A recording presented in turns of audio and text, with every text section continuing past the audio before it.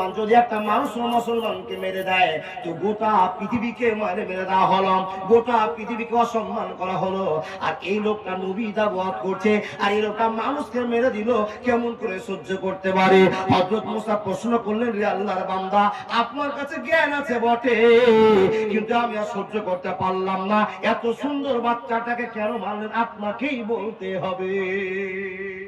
তখন মুসা নবী বলছেন, এই চুপ, তোকে বলেছিলাম আগে আমি যা ঘটনা ঘটাবো তুই শুধু চুপচাপ থাকবি, প্রশ্ন করবি তো ভিতরে আর নিয়ে যাবো না।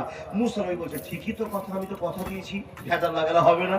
আবার নিজের রাগটা মাটি করে বলছেন, হুজুর চলেন, আপনি যা করবেন আমি পিছনে আছি, আর ভেজাল হবে না। দুইবার ভেজাল গেল। বন্ধুরে আমার, তিনজন লোক ফান্তারা কাবা চলতে আরম্ভ করলো। চলতে চলতে চলতে চলতে চলতে চলতে ছোট্ট একটা গ্রামে ঢুকলেন।